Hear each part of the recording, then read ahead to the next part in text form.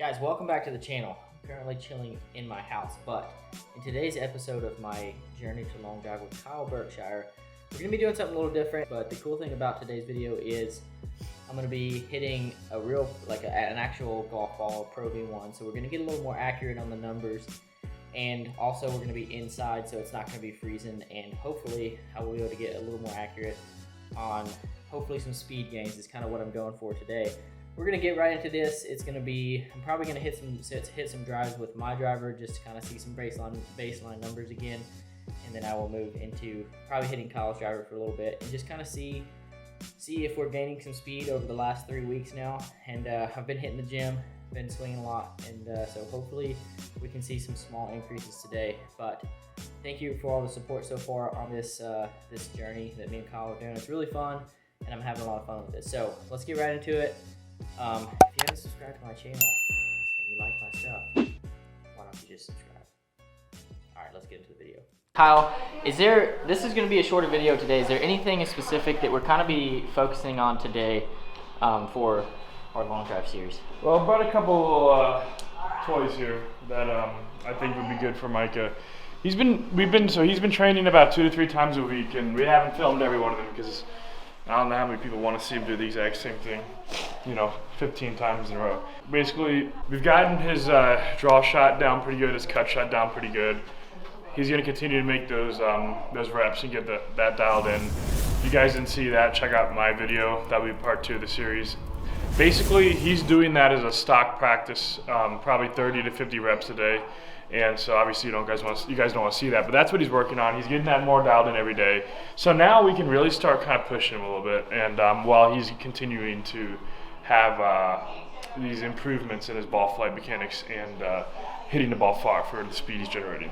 So we're gonna get him warmed up. I have this here and this here. These are 2 tools that later in the video we will use to try to give him a little bit of edge with the speed, try to really get his fast switch fibers kind of responding at a higher velocity. So we'll see how that goes. So he's already almost 130 miles an hour close speed. So here's the deal. Here's what I was going to ask real quick. We're using Pro V1s today. How much is it helping by? A couple miles an hour. A couple miles an hour. So we're actually using like Pro V1s, like a ball that I play on the course today versus range balls. So that's gonna be a little more accurate. You guys are gonna start to get an idea of just how close he is to being competitive in long drive. I know a couple of the first videos, you guys might be like, well, it doesn't seem like he's getting much over 130, but keep in mind, those are colder days. The weather was not that great, and he just hit a 42-inch driver. Additionally, the balls weren't that good, and we weren't really working on speed. This will be the first, I think, video where you guys really start to see his potential kind of in a more obvious, upfront manner when it comes to his numbers. So we'll hit 1 or 2 more because he's actually already pretty loose.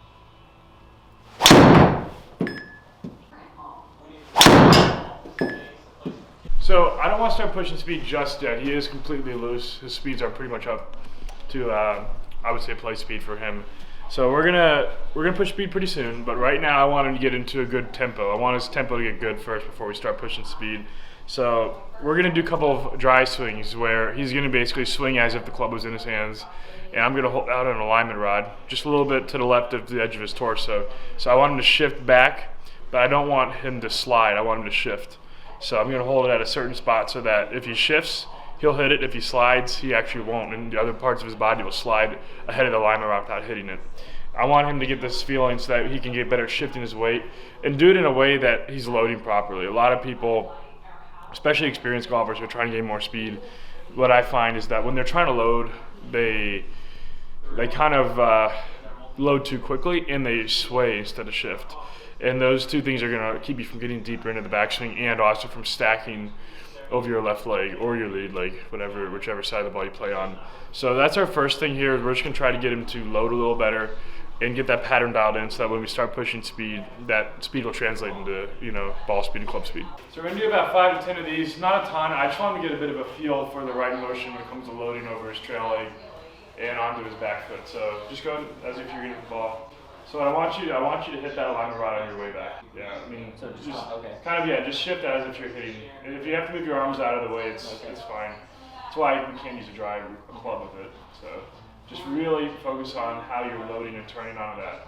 But keep your head looking at the ball, as if you're staying in your motion. There you go. And what I want you guys to notice is how he's not doing this. You know, I mean, sorry, he's not this way. Yeah. You know, he's doing this.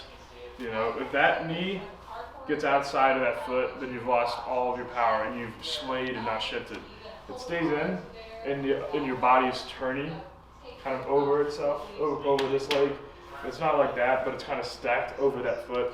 He's shifting. Huge difference. Makes a huge difference in power. So let's do a couple more of those.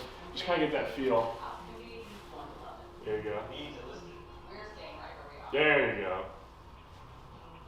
2 more. There you go. 1 more. Perfect.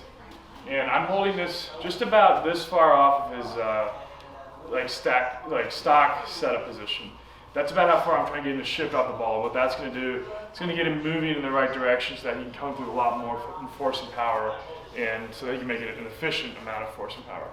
And just make that same motion, just kind of keep that feel in your memory bank, and just kind of see how that feels for you. Be very patient on your take back. Just let the club take its time to set, and whenever it feels ready to fire, then fire. You know, don't be in a rush to get the club back to the ball. Let it take its time, and just think about being quick at the bottom. That's what I want him to think about, and you guys at home to think about. Quick at the bottom. Don't try to be, or be Quick down there, yeah. quick at the bottom. That's looking really fluid. The best long drivers in the world, and for that matter, the best long distance PGA Tour players in the world, this is what they do so well, is they shift off the ball and they come through. And it's a very easy motion to repeat, and it's a very good motion for accuracy. And this is what I do on the course. And I mean, Micah can attest one way or the other, but I think I hit it pretty accurate with my driver on the course. It's unbelievable. And I think a part of that's because my mechanics allow me to have speed, but also predictability, and that's what I'm teaching Micah here. And it's incredibly important, not just in golf, but in long drive. And I feel like that's kind of contradictory to what a lot of teachers teach. Is like they teach this stay inside this no. Yeah. That's why there's so many guys that have trouble swinging at 100 miles an hour. Yeah. So that's some good information for you guys to kind of take in and soak up. Don't be afraid to sway off the ball. Yeah. Don't be afraid to shift off the ball. You Yeah. don't want to sway. Yeah. Because we're athletic, our brains are really unbelievable machines. I can promise you, especially if you repeat it enough times, it doesn't matter how far you shift off the ball, your body will be able to get it back to the position and hit it straight. So the feeling is not letting this knee get out of control, but really just want loading on top of it. You want this to feel like it's loading and rotating against your pelvis. Okay. So kind of like this. It should be really That's pretty much where all your power is going to be. That's perfect. That was a perfect load right there. And notice his tempo, how it's so relaxed and fluid. That's how I want him to be. I want him to have a very fluid and relaxed tempo. This should not look hard. It should just look fast. And what I'm trying to do is build a swing for him where I like to call it pop. What I mean by that is basically you watch a guy hit. His swing doesn't look too fast, but the ball just seems to take off. And that's because he's so efficient with his mechanics, it doesn't look fast, but obviously the speed is reflected in the velocity of the ball coming off the club face. A lot of the best long drivers in the world, and for that matter, a lot of the best distance hitters on the PGA Tour have pop, and that's what I'm trying to really help them to develop here. You mean give it a go? Let's do it. See what you got. Just make that same motion, be very patient from the top, and just let the speed be at the bottom.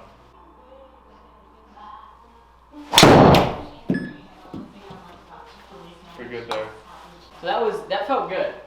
Like it felt pretty efficient. Yeah, and what I'm gonna do is once we start pushing speed, I think we'll be able to. I want to see if you can hold this pattern when we start pushing speed in a couple minutes here. But I want you to get a couple swings, just really focusing on hitting this kind of shifting pattern here.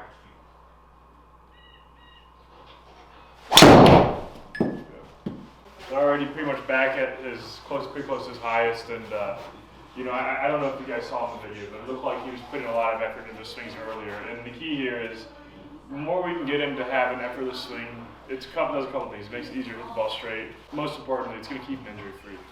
And that's really critical in the sport. There you go. So that was 128.5 club speed, and I doubt that looked like it was 128.5 club speed. And that is pretty much perfect optimization when it comes to speed at the bottom. That was by far his best rep. Really good speed, especially with a 42-inch driver. And you know, it's a very great sign that he's able to generate that speed that effortlessly after just a couple reps of learning this new shifting pattern. That was fast as yet. 187.2. And keep in mind, indoors it is sometimes tough once you get faster and faster to pick up club speed. So it's very possible we might get to a point, we already kind of are getting close, where club speed might not be captured every time. But the ball speed is directly measured by TrackMan. It'll give us a good indication of you know, whether speed's jumping up. And that was 187 ball speed, fastest so far. That was probably very close to 130.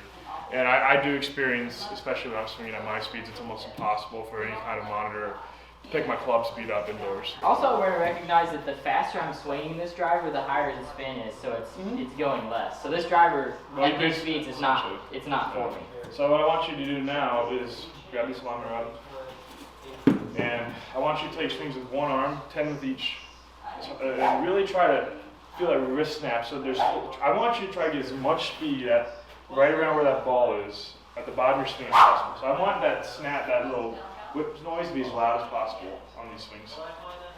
There you go, and do 10 on each side.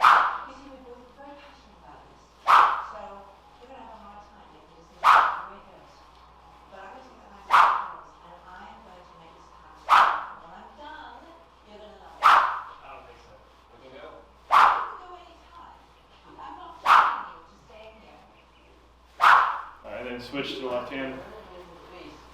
And what I'm getting him to do, I'm training him on both sides of the body. I want both sides to be strong, but it's what I mentioned in my video that I put up last week, is the wrists. I'm trying to get his wrists to really release. So the louder that sound is, the quicker that the speed is. And so the only way he's going to get that sound up is if he focuses on releasing the wrists. You know, if he starts trying to throw his hands at it or use his body, the speed won't really be there. And so what I'm trying to do, I'm trying to build these blocks very deliberately. And so now we've gotten his kind of loading pattern good. We got him breathing a little bit, which is important. And now we got him kind of giving him the feel of the wrists releasing. And I am not someone who likes to teach mechanics. I don't believe in mechanics. I believe in feels. And so I wanted him to feel in his own way what it felt like to properly shift off the ball, and then I wanted him to feel in his own way what it felt like to properly release the hands. So now his wrist should be a little more active, he should be a little more aware of how to release the hands, and he's still shifting the right way. As long as he's doing those two things, his speed numbers should start getting into the 190s or very close. Yeah, and that would be really cool to hit 190 with my 42-inch driver. Yeah, exactly. We're not even using the 45-inch driver. I did bring it. I don't even know if we'll bother pulling it out on this video because I'm really liking what I'm seeing with this driver right now. I'm not super concerned about speed still right now anyway. I'm more concerned about laying a good foundation of mechanics so that the speed happens effortlessly, which is what we're seeing. And if it's already happening the way we want it to, there's no real reason to do the 45-inch driver just yet. We will get to the 45 pretty consistently over the next few episodes, and we will get to the 48 as well. But right now there's no rush for it. We're trying to be very deliberate. And I think the coolest thing about this is everything that Kyle's saying, this is not just for long drive. This is for you guys at home who just want to add some yards. This is just basic, like solid mechanics that I don't see a lot of people teaching. So that was 128.2. So to give you guys numbers, because I know you guys are going to want numbers if you were doing a long drive setup. So he would be about 132 club speed with my 45-inch blade driver, and he'd be about 136 to 138 club speed with a long drive club. And if he squared one up with a long drive ball, as of this second, he would be about 210 ball speed, which is already fast enough to be competitive. And we're just getting started. You know, he's got to gain about 5 to 7 miles an hour ball speed to become a top long driver, and he can definitely get that. So he's consistently in the high 120s. This is much faster than his previous two sessions. That is crazy because I feel like I was right around 125, 123 maybe with this club. I believe our first episode and our second episode, he was this club, yeah, as he said, 125, 126. And we're sitting right now 127 to 129. And we'll push speed a little bit towards the end. We could probably get to 130. But, you know, this is very typical. 2 to 3 mile an hour speed jumps immediately right after the first couple weeks because he's finally making the right motions. And the increases will be very gradual after this because what we're actually doing is starting to train his nervous system, so that stuff takes time. These immediate gains are a result of cleaning up some technical things by just teaching him how to feel the right things without even thinking about technique. And what he's doing is he's delivering more efficient speed of the ball. And that's the first thing I wanted to really get cleaned up. And we'll hit 2 more with these feels, and we'll really start ramping up. I think 190 with this driver would be a very good goal for us. Yeah. That would translate to about 197, 198 with my play driver, which would definitely be an all-time high for us. There we go. Oh! 128.8, 189.6. So that's about as fast as I've ever seen him move that club. That's quick. And to be honest, guys, moving this club 130 is fast. I mean, it's so much shorter than a regulation driver. I mean, that's really fast.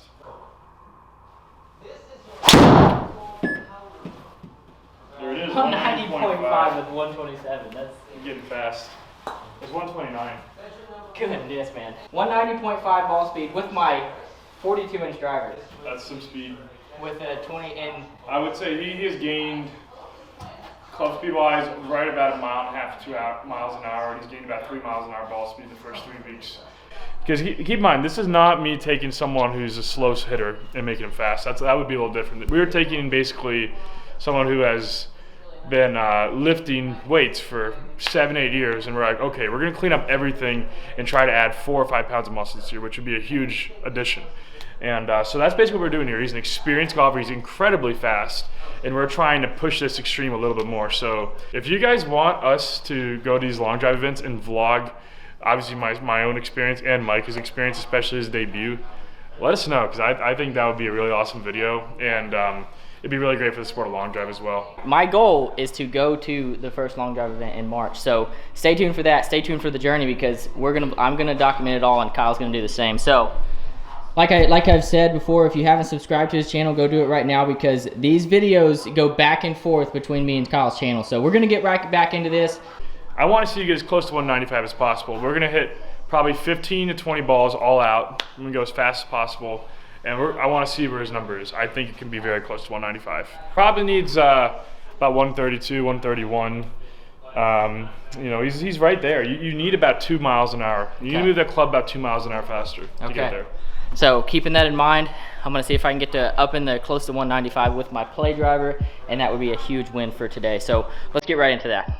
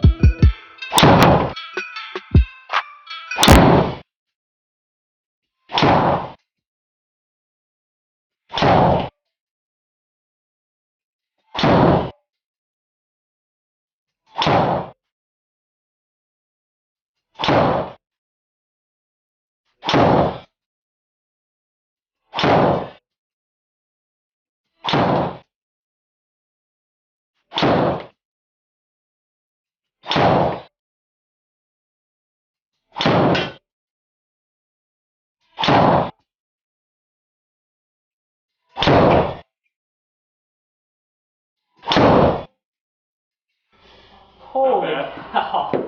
Not bad. Dude! Oh my goodness. Guys, you were watching it live. I mean, I just wrecked some balls. And I got to 194.7, I think is what it was. Yeah, within 0.3 miles an hour of a goal that, quite frankly, now I can say it right now because we're done, didn't think he would come close to touching. That far exceeded my expectations. He's really improving quickly. A big thing we got to do is build up his endurance. You know, it was good to see him get winded and sweat like this, but we need to get him to a place where he can hit 200, 300, 400 balls in a row without getting into a pool of sweat. That just takes time. That takes, you know, just going to strengthen everything really in terms of his swing muscles. But all in all, really great session there. He's pushing hard. He's working his butt off. I think he's going to do really well. We have a long road ahead of us, but this was definitely a good step in the right direction. One of the things that I really want to emphasize is like what Kyle talked about earlier about having an efficient swing that keeps you free of injury is so important, because I mean, I'm swinging the club really fast and my body is moving really fast, so it's very important that I stay healthy. I feel like that was a very effective session. Oh yeah. Like I did not think I was going to be able to touch 190 with this club. This is a lot of fun. So that's going to be about it for today's video, and that is going to wrap up this episode 2 on my channel of my road to long drive. So guys, remember, subscribe to Kyle's channel because the next time you'll see it will be on his, and stay tuned for some matches coming because we are both intense competitors, and it makes for some really good golf. So stay tuned for some for a lot more content coming up with Kyle and the rest of the guys. 2 weeks, I'll be back here on my channel with this series. I love you guys. Peace out.